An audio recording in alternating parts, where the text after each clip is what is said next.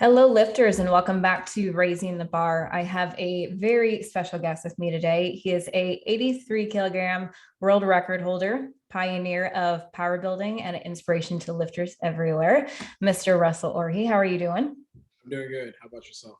Doing very well, thank you. So most of your followers definitely keep up with you on social media, as do I, and very well aware of everything that you've been, everything that's been going on with you here lately. So I just wanted to start with a little bit of background about you, kind of what got you started in powerlifting and what that journey was like from the start to where you're at now. Yeah, for sure. So it's interesting because I started off as like a football player, Mhm. and I love training inside the weight room. So there was a period of time where I went off to college. I was going to Texas Tech, and I walked on. And at this point, I was kind of like sharpening my body inside the gym to get my body ready for football. And I fell in love with the gym, and it just kind of got to a point where like whenever I had to go to football practice, I just had no interest. Like, I just felt like I wanted to be in the gym instead of like running Actually and playing, yeah. actually playing. So I remember going to the coach. I'm like, hey, I think I'm going to quit football and just go lift weights. And it was funny because his face was just like, you're just going to go to the rec center and lift weights. I'm like, yeah, man, that's just kind of where my heart is at right now. So fast forward, I started lifting weights. I moved back home, and I had this friend tell me, he's like, hey, you ever think about doing powerlifting? And I'm like, what's that? He's like, you can just compete in bench, squat, and deadlift. And I was like, no way. So we looked up the numbers, and he's like, yeah, man, you'd be like classified as like an elite level lifter or something like that. And I was like, okay, cool, I'm gonna try that out. And I ended up joining the powerlifting team for my U of H. So they kind of like gave me like little baby programming and kind of pushed me into doing my first meet, and that's pretty much how I started powerlifting. And when was your first meet? I think it was the if it was like the end of 2016, if not the beginning of 2017. Gotcha. And when you did your first meet, like what was going through your head at the time? Were you super nervous? Did you feel comfortable? Did you So bump? it was, yeah, it was. I was nervous. I had butterflies, but at the same time, playing football, like you're used to competition, so like you understand the aspect of like, okay, today's game day. It's time to make all the training show up on the platform or on the field. So it was nerve wracking, but I think after that first squat, it just felt like I was training, and I was more so focused on like kind of putting on a show for my teammates because it was a lot of our first meets. And I just took it upon myself to be more so of a leader and show them like, hey guys, it's not as nerve wracking as it has to be. Yeah, absolutely. Did you compete in the 83 on your first meet as well? Yeah, I've been 83 since I started. Gotcha. So when you compete versus your off season, do you stay right around the same weight or do you put on weight during the off season? Definitely not. So I definitely put on weight during the off season. I think it's important to let your body kind of relax. I mean, for me myself, going down to that low of a weight class or getting my body weight that low, I have to be super lean, and that's gonna open up myself to more injuries, and then also it's gonna be harder to kind of make progress inside the gym. Yeah. So when you go through the cutting phase, do you typically like do it pretty slowly over the course of your meet prep or do you cut pretty quickly right at the end? I definitely take it slow.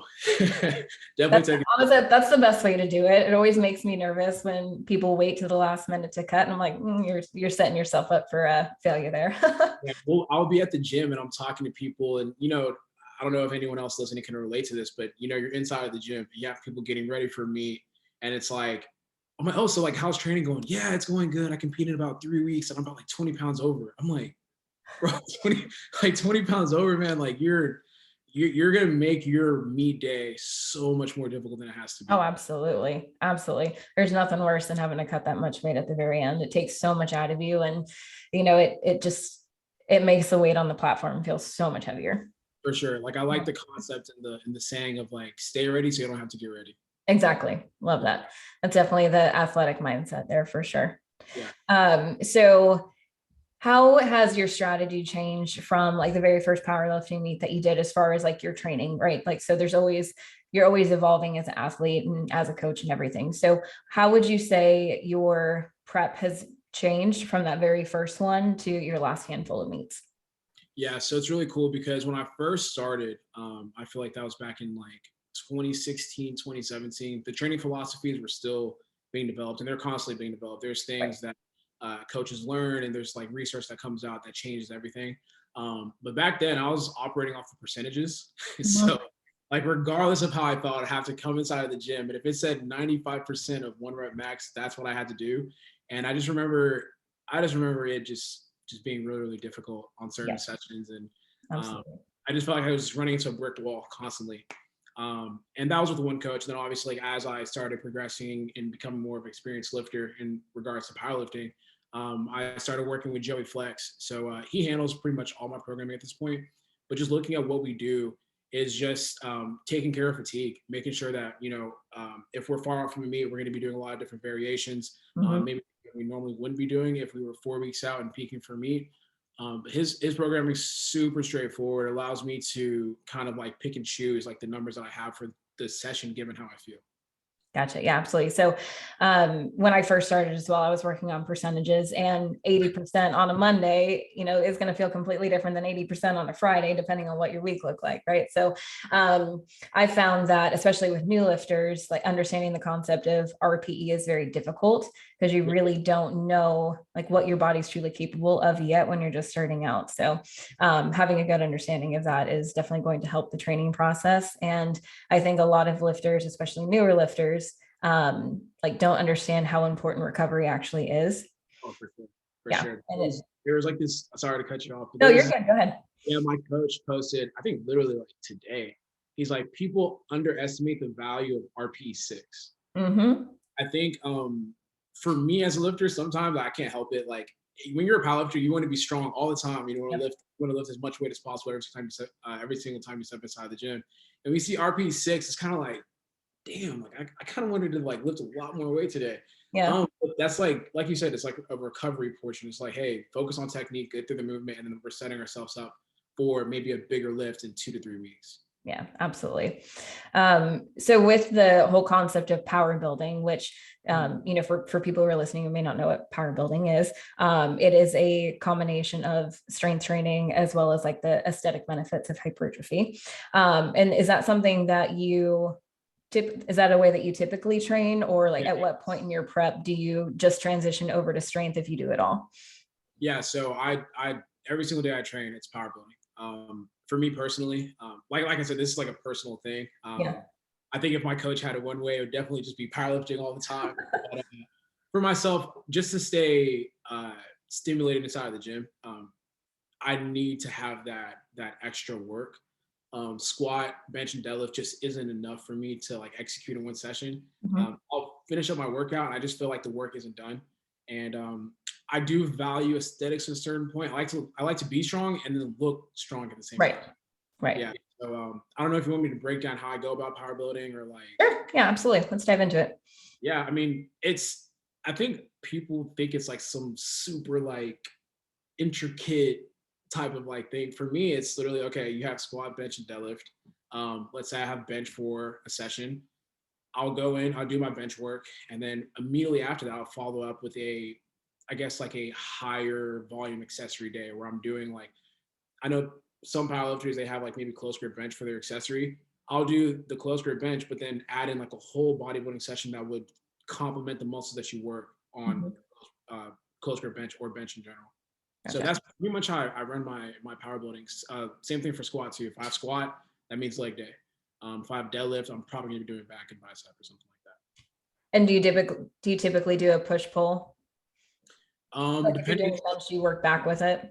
Yeah. So the way my training goes is Monday's bench, Tuesday squat, and then Wednesday bench again, and then Thursday I deadlift. So yeah. Gotcha. And do you the 2 days that you bench, is one typically a higher volume, or is one is a little heavier with some variation added in, like a tempo or a pause or anything? Yeah, for sure. So my first bench day is going to be the heavy day, and that's where I'm going to be doing my variations. And then Wednesday and Friday are usually just higher. So Wednesday is my higher volume day, and then after that, Friday is like low volume. But usually that's when I feel really, really strong on bench. So I'll like do maybe your heavier repetitions. Gotcha. So do you take 3 rest days then? Is that what I'm hearing? No. So I work out. That's another thing too, because I do one compound, well, one big 3 each day. So like if I were to combine those sessions, then yeah, so I would have maybe 3 days out of the week where I rest. But like I said, like personally, I like to go inside the gym every single day. So I have one rest day, which is Sunday. Gotcha. And then as far as like the mobility side of it, do you program any type of mobility to help to like keep the joints lubricated, keep the muscles active, all those things? Yeah, that hasn't been, I do it every single day. But as like, I think, I'm not sure if this is something that, actually, I would say that a lot of people deal with this. Like you just, when you get there, you just want to start working out immediately. Absolutely. But as I get older, I'm starting to learn I got to take care of my body a little bit more.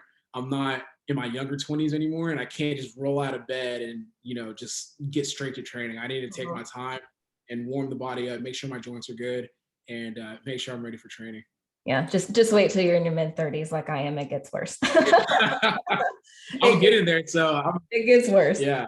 Yeah, I actually had my first like pretty major injury last year. Technically I didn't tear it, but I feel like I did. My pectineus muscle in my hip, and it was so bad. It was to the point where like I could not move my leg in any direction. And of course, me being, like the squat queen and I love squatting, I'm trying to just do a body weight squat and couldn't even manage to do it. And it took me out of the game for, I'd say, about 4 months before I like was able to just work box squats back into my programming. So it was definitely very eye-opening as far as the recovery and the rest and all of those other things that we know we need but don't like to do. And for any of my clients that are listening, continue to do the mobility that I program for you. I do as I say, not as I do, but I definitely took it more seriously after I got my first like pretty serious injury. Yeah, I would say injuries definitely humble you very quickly. Yes, they do.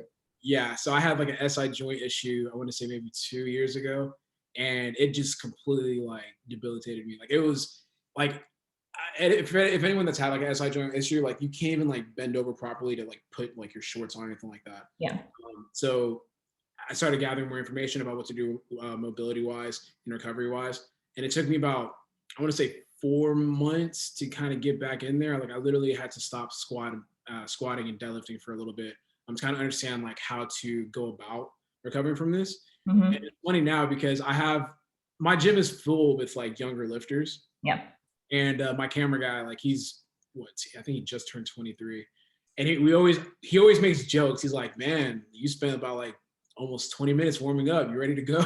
like when you get older, man, like trust me, you're gonna understand exactly what I'm going through. So absolutely, you have to, and then you have to cool down after and stretch after and do the post. I'm learning about the cool down portion too. I'm like, man, I'll leave the gym and I'm just like, man, it's just kind of achy. It kind of like really relax and decompress a little more. Absolutely. What type of supplements do you take to aid in recovery? So I'm sponsored by a supplement company, and they have like strong joints, and they have like the multivitamins I take, and then also the omega-3s. So those are pretty much my staples. Gotcha. And what else do you take as far as like pre-workout? And do you do like a pump in the middle of the workout, or what do you do? A lot of people ask me about this, and they're like, do you cycle off and on of pre-workout and like all that? I take pre-workout every day. It's like a weird thing of like, it's almost my ritual now. I feel like there's certain days where obviously I don't want to train. And I feel like when I have the pre-workout ritual, it's just kind of like letting my mind know a little bit. It's like, all right, like you took the pre-workout, you have no choice but to train now, because like you have the pre-workout running through your system now. So at least make do of it.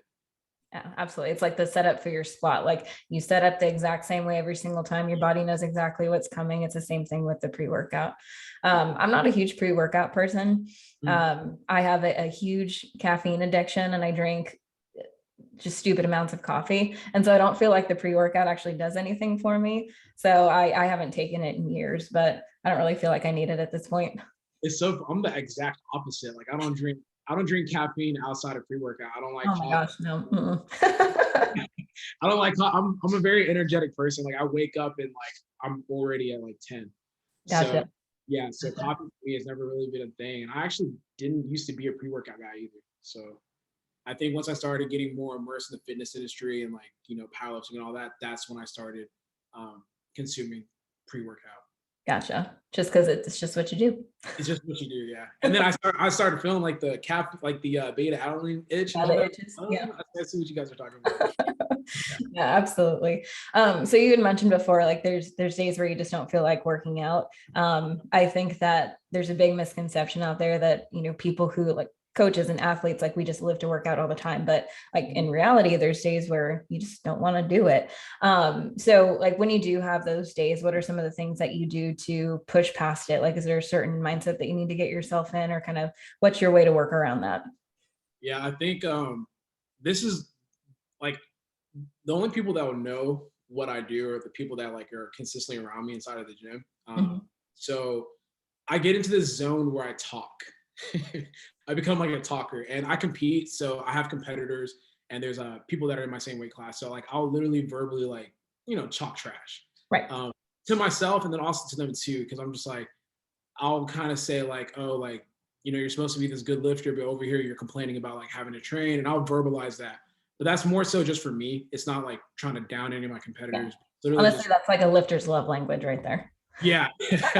So it's like it's literally just me talking to get myself going. And then I'm having like a mental warfare in terms of just like understanding like the position that I'm in, being thankful that my body can even move, and Yeah. then understanding that like, okay, not everyone has the opportunity to do what you're doing right now. Just stay the course. This day might suck, but just be thankful for what you have. Yeah, absolutely. I couldn't agree more. Yeah, I think everyone has those days where training just doesn't seem like it's something that you want to do. You have, life that's happening and all these other things, and it can just be just one other task to like check off the to-do list sometimes. But so when you are like going into a really heavy lift, like I saw that you just hit your biggest squat ever here recently, correct? Yeah. 755? Yeah. Is So that correct? Awesome. yeah. So like what is your mindset like as you're walking up to either the platform or the bar, wherever you're at, and you're going to attempt something that you've never attempted before? Like what's going through your head? Yeah. So it's I think for me it's I'm thinking about achieving greatness within myself. Mhm. So like I think this could apply to anyone. Like whenever you're doing something you haven't done before, there's like an excitement to it. There's an excitement and a nervous Right. component to it. Absolutely. And I think a lot of lifters get scared of that nervous feeling. So it's interesting because I don't think a lot of people talk about this. I wait for me to feel that like feeling of not being able to feel your feet or like your fingers. Cause that's when I know I'm like, oh, I'm stimulated. Like this is adrenaline right now. Like I'm Right. super nervous. Like I'm ready to go. So like whenever it hits, no matter what I'm doing, I'm like, oh shit, it's time to go right now. Sorry, I don't know if I can curse No, on you're good. here. So I'm thinking, I'm like, oh wow, I'm going right now. Whether my mind mentally is ready or not, I'm just like, okay, my body is telling me, yo, it's ready to do this. So yeah, I don't think about failing either. I think about things I'm going to do once I make the lift, because that helps me kind of like manifest me completing the lift. So I think about things like, oh, smile after you finish, like finish the squat. Think about what caption you're going to make whenever you post a video, or Yeah. just what am I going to eat when I get back home for celebrate and all that kind of stuff. So it's Gotcha. like, well, you can't miss the lift now because you're not going to be able to do any of that. Absolutely. Yeah, Yeah. it makes me just super energized to hit that lift. Yeah. But I would say the biggest thing is like understanding like when I'm feeling that nervous feeling and my body's telling me to go, and that's when I kind of snap into action and go for Yeah, absolutely. What did you eat after you hit that squat? it. there's this place called Lotus Seafood, and it's like Cajun seafood. It's amazing. Like they have like crawfish. They put it like in this box. It's like rice, shrimp, sausages, like egg. Oh man, it's really good. It's really, really good. Just like a bowl of everything. Yeah, it's a bowl of everything. There you go. Can't go wrong with that.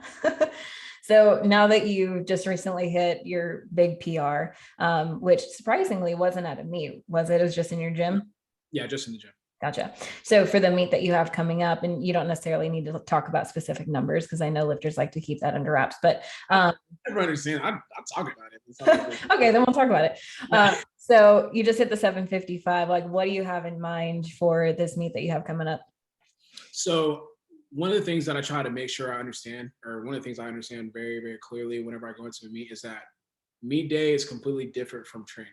Like, your body is going to be as strong as it's going to be, but at the same time, things happen on the platform that you just can't really control. I do understand, like, this isn't a local meet. Like, I'm flying out to Vegas for this meet. I'm not going to be able to have like the homies around me gassing me up for the lift and all that kind of stuff. So I try to adjust my expectations whenever I go into meet.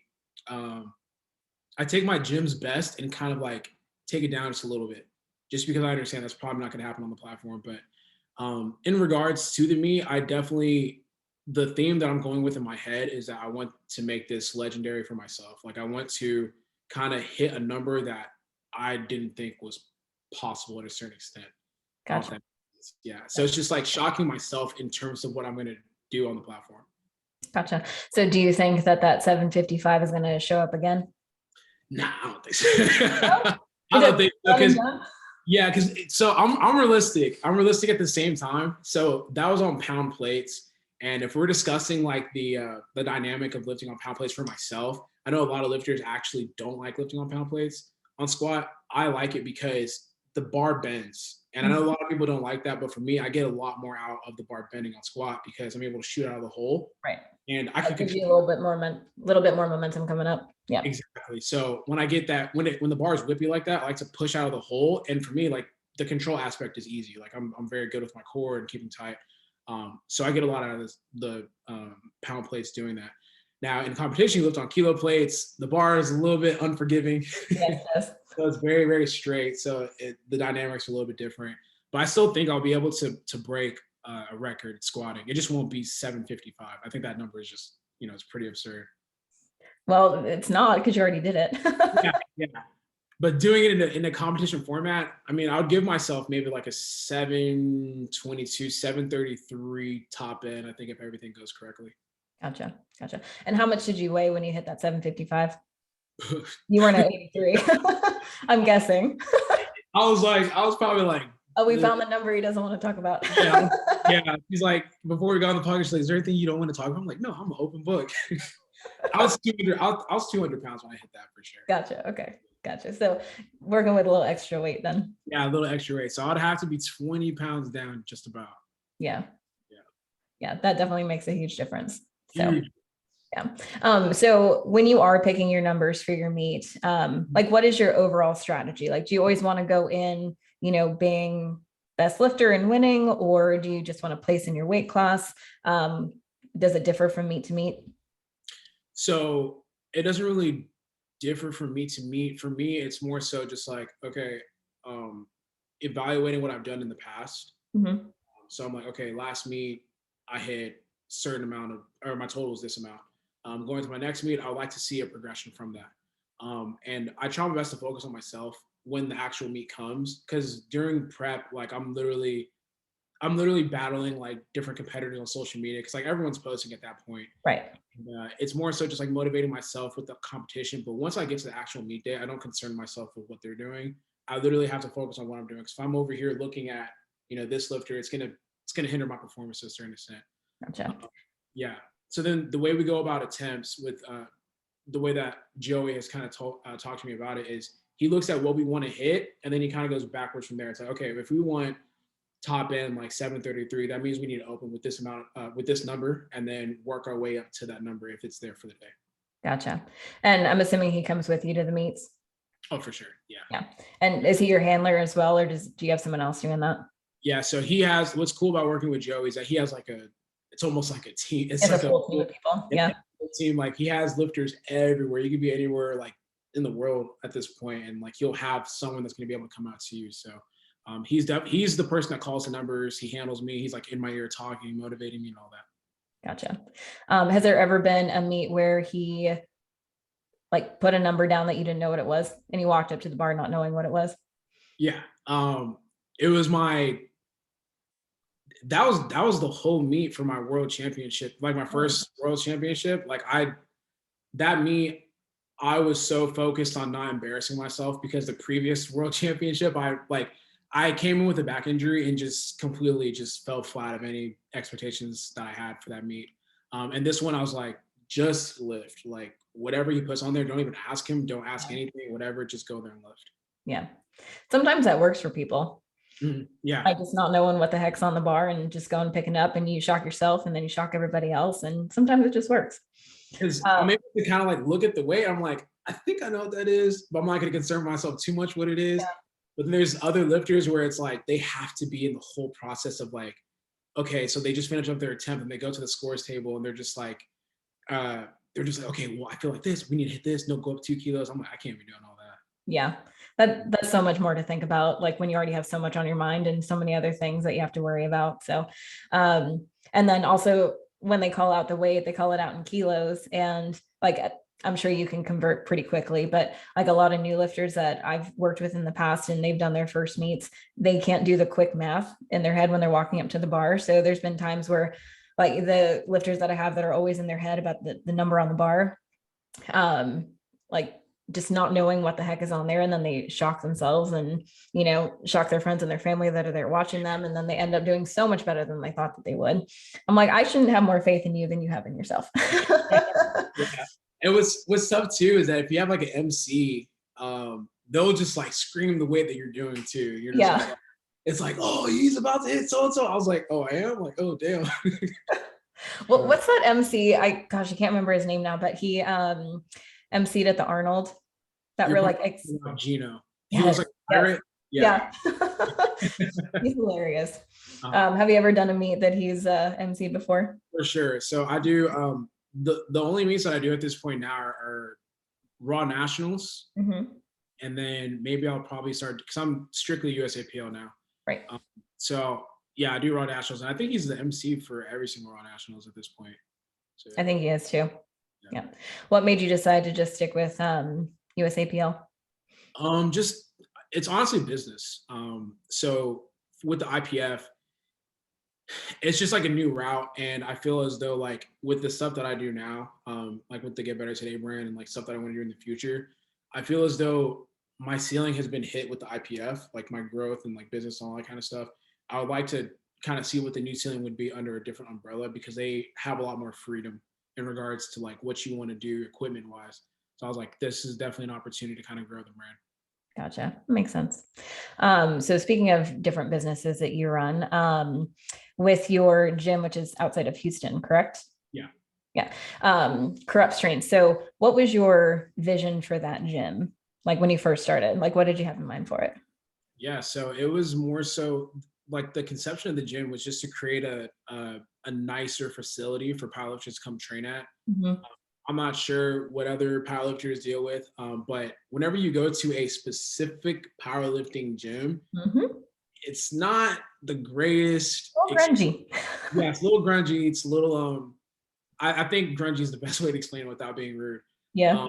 I just feel as though I felt as though I wanted to give the powerlifting community something nicer, like, you know, a good setup, a gym where like everyone can kind of come and train and understand like, okay, like this is what we should, I guess, like strive for in terms of like what we uphold in the community. Like there shouldn't be the expectation of just going to a gym and saying, okay, this gym is probably not going to be well ran. This gym probably isn't going to be clean. This gym probably isn't going to have like the greatest community inside of it. Right. So I wanted to kind of break those stereotypes. Awesome. The gym is beautiful. It's absolutely beautiful. I'm going to be going to the Fit Expo in Houston in June or July, summertime sometime. So I definitely want to come and check out your gym for sure. It's going to be hot. I'm sure it will. Do you have AC in there? No. Oh gosh. It's going to be hot, man. Man. Yeah, you're going to have to, that's another component to it too. It's like, inside of the gym, it is hot. Yeah. Especially in Houston. Especially what? It's inside of Houston, because like the weather here during the summertime is just unforgiving. Yeah, I've been to most of the major cities in Texas multiple times, and I've had the pleasure of going in the summertime, and it's definitely something. So originally I'm from San Francisco, so I was completely unfamiliar with humidity. And then I moved to the South about 5 years ago. I live in Nashville, and like my first summer here, I was like, what fresh hell did I move to? But like over the years, I've kind of gotten more accustomed to it, so it's not quite as bad. But definitely being in a like garage style gym with no AC trying to lift is going to be a whole nother story. So Yeah, it's gonna be yeah, different. I'll keep you posted. You'll have to show me the ropes on how to do it without passing out. So with your gym, are you like very involved with the like day-to-day operations, or do you have a whole team that works for you that takes care of all that? Yeah, so thankfully, like so I have a gym manager. Her name is Gia. She is awesome. She's amazing. She's like one of those people that's like, I feel like she owns the gym. Like Yeah. I'm just a member there. I go there and I train, and she takes care of the day to days. And I seriously come in as a lifter and lift in my own gym, and she takes care of everything else. So she makes me aware of what's going on. But in terms of like the nitty gritty details, she literally takes care of all of that. Yeah. And there's a lot more that goes into running a gym than what people would think. Oh, for sure. I did it for years, and it takes a very special person to do that. That's for Yeah. sure. Yeah, So and it's cool because we have a system set up now because we have, I think, like maybe 7 to 8 employees. And it's just from what I understand, it's like clockwork. I'm sure like she deals with stuff on a daily basis, but yeah, we have a really good community inside there, and like the workers are pretty happy. So everyone, the culture in there is pretty good. that's awesome. So if you go back to like when you first decided that you wanted to open the gym and like going through that whole process, are there things that you would have done differently throughout that process, or like if you could go back and change something, would you? Um, I think I think now when you like before when I built the gym, I'm the least handy person like in the world. If you give me like I'm trying to think, if you give me something simple to set up with the instructions, I can't do it. Like I just can't. Like I don't know what it is about me, but I just cannot do it. You Uh, have, like, six, nuts and bolts and stuff left over, and you're like, I don't know where this goes. yeah, I'll look at them like I'm not sure where this is supposed to go, but it's not there. Yeah. So Let's yeah, hope that rack doesn't fall apart. yeah. I mean, like it was a decent amount of money because there's things I just didn't know, Right. and I would just outsource that to someone, and then like you start to learn like, okay, when you outsource something to someone, they're gonna charge you like It's going to get more expensive. that's expensive. So I'm just kind of understanding now, like, okay, like no, the cost of doing this is a lot cheaper. Like, so I think the biggest thing would just be minimizing costs as much as possible. I think that's like the biggest thing that I learned. But other than that, I'm blessed to say that like it turned out kind of how I wanted to turn out. Well, that's awesome. Awesome. And I'm assuming, still continuing to like put new equipment in there and update how long has it been open? Maybe like it's not even a year yet. It's been like 7, 8 months. Yeah, that's what I didn't think it'd been open that long. Do you have a vision for it moving forward, like what you want it to grow into? Yeah, I mean, we still want to keep it one location. I know a lot of people ask to open up in different locations instead of the third. We just want to make it a destination gym. It's like, hey, if you're in the Houston area, you have to check out our gym. If anything, the only goal that we have going forward is just to maybe expand, get a bigger space. I think that we missed out on the bodybuilding community because there's a lot of people that just like training in the facility because it looks so cool. Right. We literally have TikTokers. Like it's funny because that's part of the business model. But we have people from TikTok that'll come in. They're like, oh, we saw this on TikTok and it looked amazing. And we lived kind of close, so we just wanted to come check it out. And we want to accommodate those people that do come check it out. So we just want to expand like the bodybuilding portion of the gym. But so far, I've just really enjoyed having the powerlifting community and just being able to like have people come in and create like relationships because our lifters and our members and our crew members literally all hang out outside of the gym. That's awesome. That's awesome. It's like a little family away from your family. Like family. Yeah, that's awesome. So you have mostly power lifters that train there. What are you going to be doing differently to attract more of the bodybuilding community? Yeah, so that would just it sounds funny, but literally social media, TikTok, Instagram, just becoming like I guess like a destination gym, but then also obviously like adding bodybuilding equipment. We have bodybuilders that come through and they're such experienced lifters that if you just give them like dumbbells, a barbell and plates, they'll be able to get a good workout in. But at the same time too, you do have those intermediate to beginner level, I guess like fitness bodybuilders or however you want to kind of call them. Lifestyle. Yeah, lifestyle, Yeah. exactly. Yeah. Lifestyle lifters that they just, hey, we're not trying to think too much. We literally just want some machines and be able to train in a cool gym. So that's, I think just adding more machines will help out with that. Gotcha. Have you been approached with franchise opportunities yet? Not me. I don't think so. I don't check my, I don't check my DMs too often. Gotcha. Um, yeah. Gotcha. Well, I really appreciate everything that you've offered today. And I know that so many people are going to get so much value out of this. Before we start to take this to an end, what advice would you give to powerlifters who are trying to get to that elite level? I was thinking about this too. Oddly that you asked that question. Just stay the course. Like I think a lot of lifters, they feel so on the days where you don't feel like training, make it a point to get inside the gym. Because believe it or not, there are people that don't feel like training and just skip out on a whole session or skip out on a whole week or Mhm. allow life to happen to them. Life is going to happen regardless, but just like be able to answer the bell when it does. Don't let that be an excuse. So for me, the biggest thing that I can say that has helped me a lot is just being consistent inside the gym. I don't think that I would be where I'm at right now if I wasn't able to make it a point to make it to the gym no matter what I had going on. So if you're able to kind of like make that a thing for yourself, try your best to do that. And I think that, training and being smart and being able to leave the gym healthy consistently will allow you to kind of build a total that will allow you to become a elite level lifter. Absolutely. Consistency is key with anything that you're trying to get better at, whether it's lifting or anything else. So, absolutely. Well, Russell, I really appreciate your time today. And I'm going to be posting this on YouTube, Instagram, Facebook, Spotify, all of it. So make sure to check that out. And I'll be tagging all of Russ's social media accounts on this as well. But thank you so much, Russ. I really appreciate your time. Yeah, no problem. Thank you so much for having me.